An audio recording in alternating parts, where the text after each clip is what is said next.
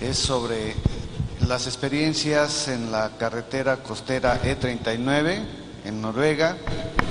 Va a estar a cargo del maestro Borre Stensvold, que tiene licenciatura por la Universidad de Noruega en Ciencia y Tecnología y tiene maestría en Tecnologías de Ingeniería Civil. El maestro es nacido y crecido en la parte norte de Noruega, donde hay una gran necesidad de puentes. De 1984 a la fecha ha ocupado diversos puestos en la dirección de carreteras públicas en Noruega y actualmente se desempeña como director de puentes. Desde 2005 es miembro del Comité de Puentes de PIAR. Entonces los dejo con el maestro Stensvold.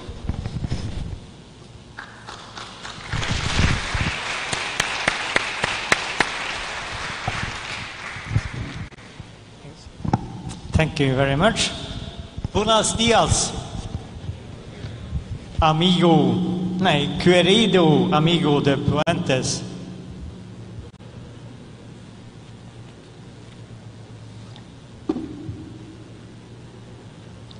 It's a pleasure for me to give you a lecture about the E39 project in Norway. It's the most exciting road project in Norway ever, and maybe in Europe. I will try to give you a brief overview and the status, including major challenges, the big fjord crossings.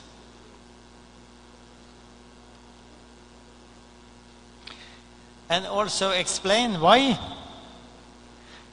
this is not an ordinary project. In addition to high-level engineering, it will require both political willingness and budgetary decision.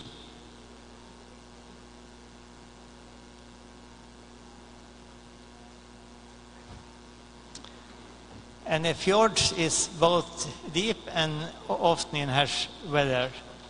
And we want to build a bridge or a tunnel beneath. Then I will give you Norway in 10 seconds. We are only 5 million people near the North Pole. And we have the second longest coastline in the world. We have a big oil industry, and our king, we have a king, King Harald. He's 80 years old. We have a parliament, and we have a prime minister. And she just visiting, Erna Solberg, she just visiting Mexico City, and the president, your president Enrique Nieto, last week. We have a lot of snow, and therefore we are the best winter Olympic nation.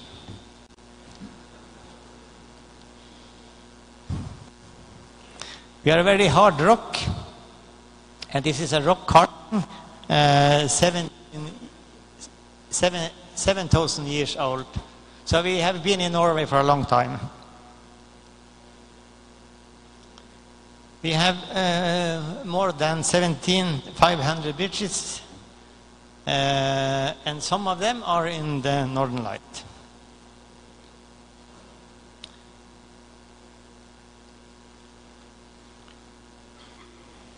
We have 2 records. This is our basis level of tunnel and bridge engineering.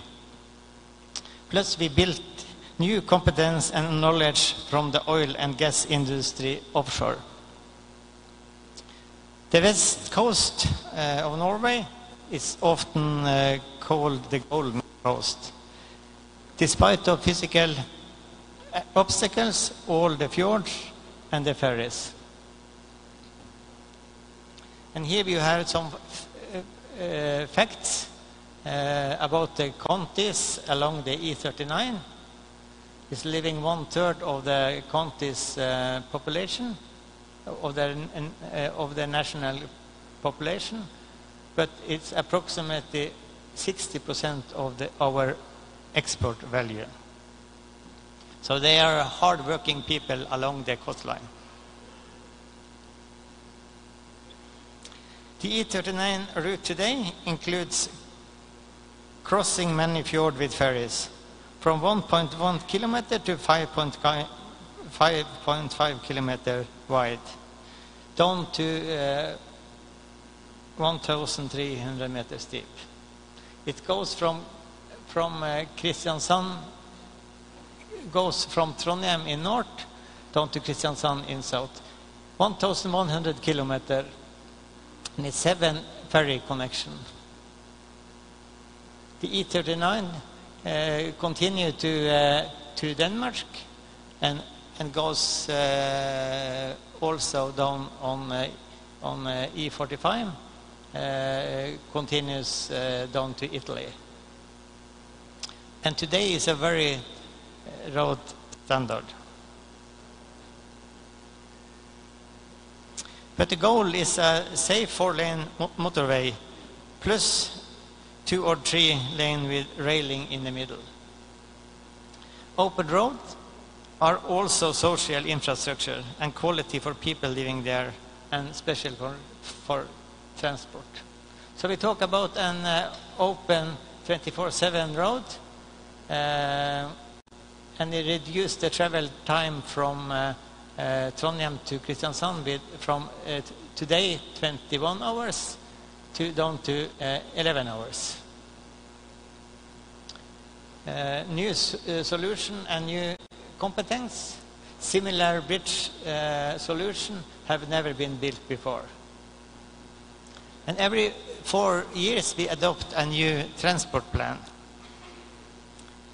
And the new transport, the national transport plan it's a 12-year plan, and it was adopted last year, and also include the E39 project. Estimated cost of this project is about $45 billion.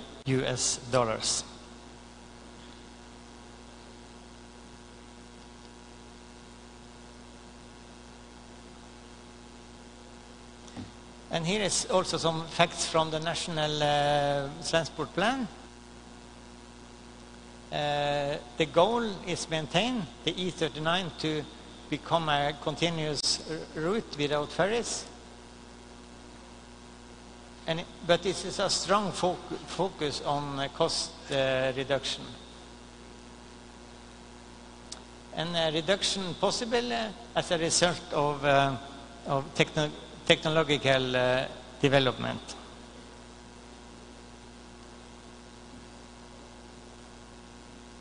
Here I give you an overview with the large fjord crossings.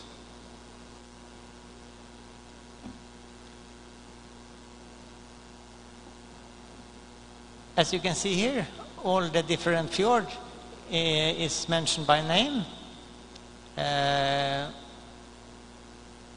And 2 of them is also decided to be a rock tunnel. All the other ones is different type of bridges.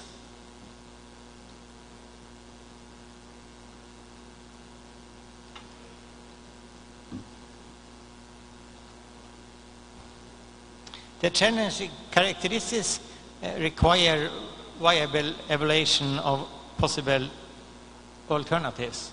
If you start from the bottom, we talk about a tunnel, especially a subsea rock tunnel or an immersed tunnel.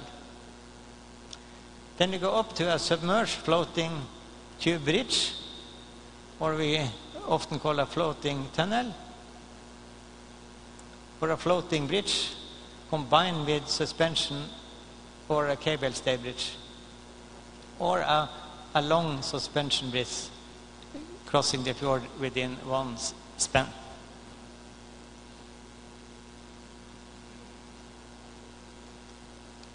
And everything starts with a conceptual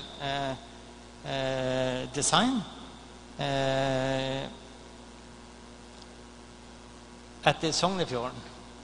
The Sognefjorden is a very long and deep fjord. It's more than 200 kilometers long and down to 1.3 kilometer depth. And also it's 1,500 meters down to the rock. And it also required a navigation channel for all the large cruise ships visiting the fjords.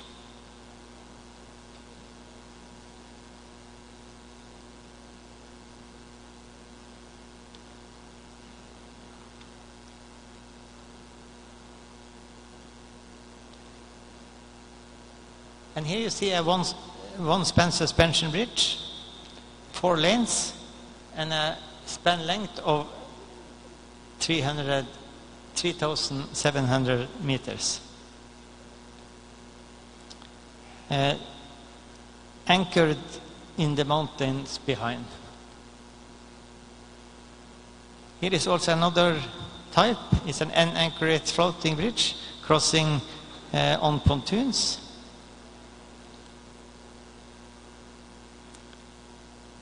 Here is a cable-stayed bridge on also floating pontoons.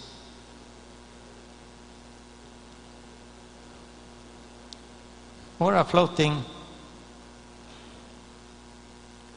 bridge with a tension leg platform in combination with a suspension bridge. Now this is the submerged floating tunnel bridge.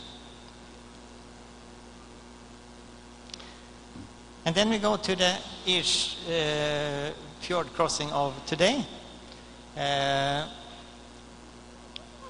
This is a subsea rock tunnel. It's already decided solution on Bukna Fjord, and it's already started.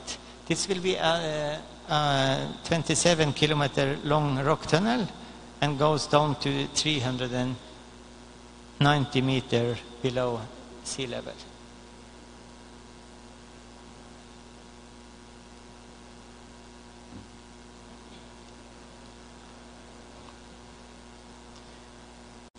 The single-span suspension bridge is not a new concept. It's a well-proven and preferred solution for long-span bridges. And here you can see the preferred solution on following crossings. Julsund, Nordfjord and Langenue. And consider a viable option on following crossings on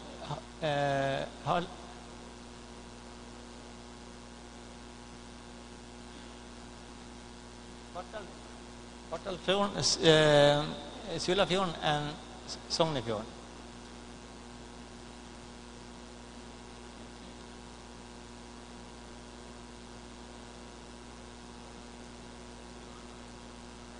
One solution to reduce construction cost is reduction of the main span length.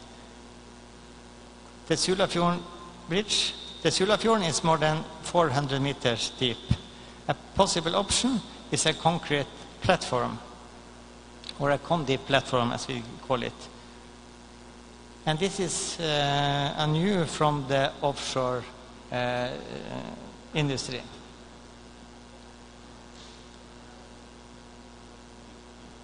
Another solution are to put a tower on a floating foundation with a mooring system or a tension leg platform. Both type of floaters is used in the oil and gas industry today. So we look forward to see that there is a solution of a possible solution on 3 of our fjords.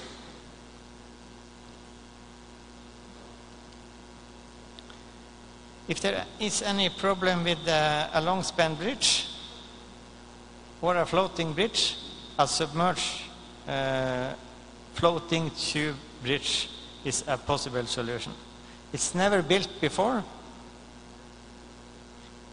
This example is a 2 concrete tubes, pontoons on the surface or anchored with tethers to the seabed. This is a high bridge. You can see it from the area around, but we have concluded that this type is very expensive.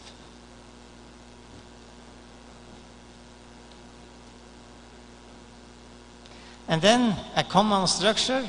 We have 2 of these today,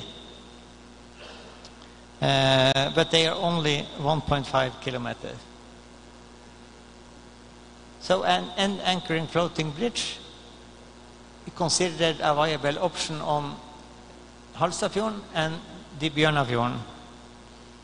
And Bjørnafjorden is 5.5 kilometers long.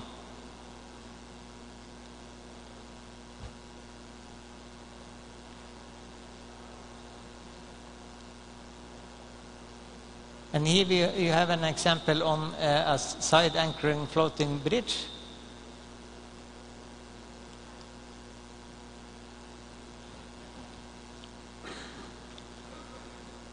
There is also a very big impact on the society, large possible socio-economic impact, big influence on regional development, redefining housing and labor markets along the route through improved mobility for users. It will be a game changer.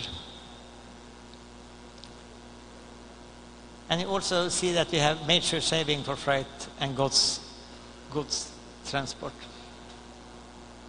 And now we are identification of design ship loads, identification of environmental actions, investigation of ground condition, and the environmental demands are very high. Major construction-related impact on vulnerable coastal landscape. Emission of greenhouse gases should be reduced or cut. Underlying parameters are constantly changing and new energy sources exploited. Then I will show you a small video.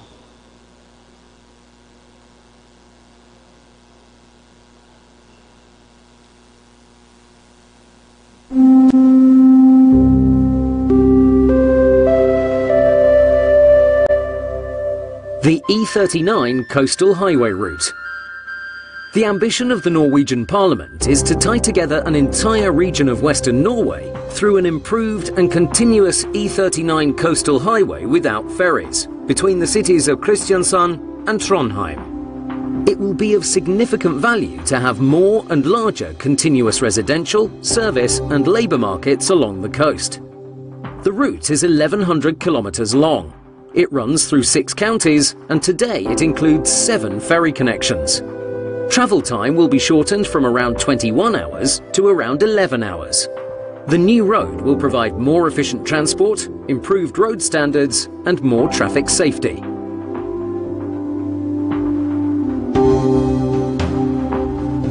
Rogfast, north of Stavanger. The E39 Rogfast project will tie Stavanger and Haugesund more closely together and involves crossing the Boknafjord by a subsea road tunnel. The lowest point in the tunnel will be about 390 meters below sea level.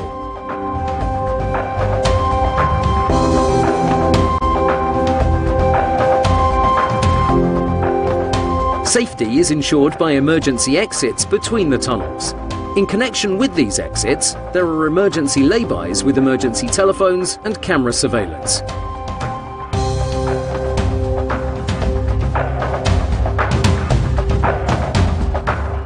Bjørnafjorden, between Stavanger and Bergen, is more than 5 kilometers wide and almost 600 meters deep and demanding to cross. A possible solution may be an end-anchored floating bridge. The bridge is anchored on land on both sides and arches across the fjord.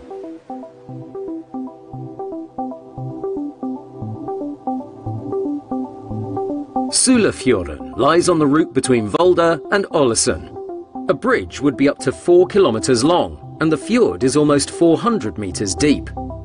Possible solutions here may include a multi-span suspension bridge with one tower anchored to the seabed and 2 towers near land on both sides, or a submerged floating tube bridge suspended in mid-water.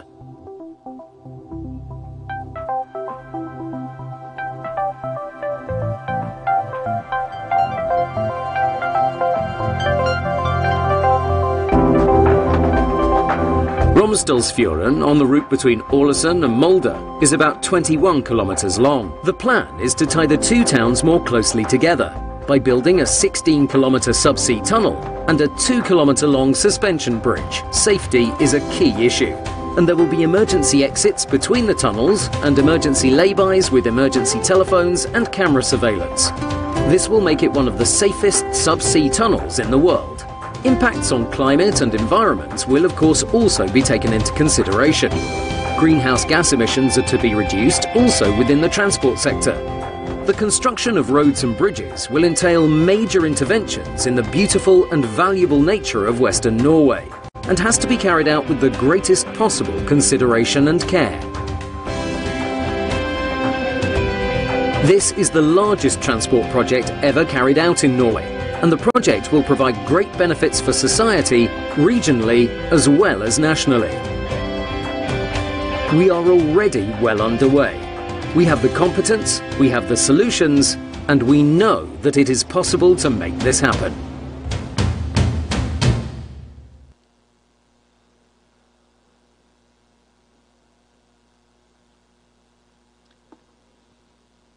And then a short summary. It's technologically feasible.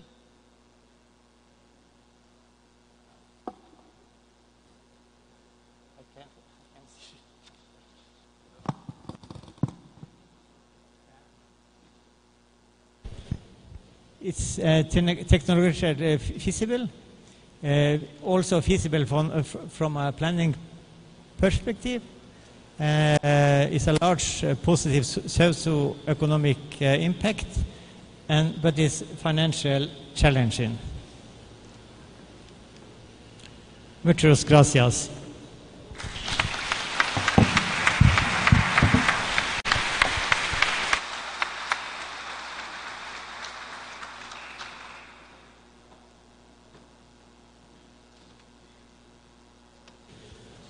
Bien, quedaría tiempo para una sola pregunta, si la hay, por favor. Por favor, el micrófono acá de este lado.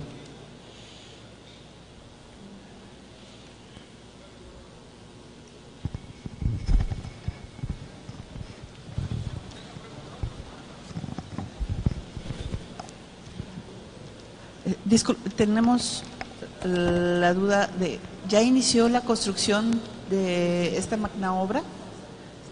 ¿Ya iniciaron los trabajos de construcción de estos puentes, túneles? ¿O en qué año empiezan? Sí, ¿ya empezó la construcción? Yes, I understand you. Yes, the one big rock tunnel is already started, but all the bridges is under early design phase. So the first bridge we think will be built is the Bjørnafjorden Bridge. It will be a floating end anchored bridge, 5.5 kilometers long.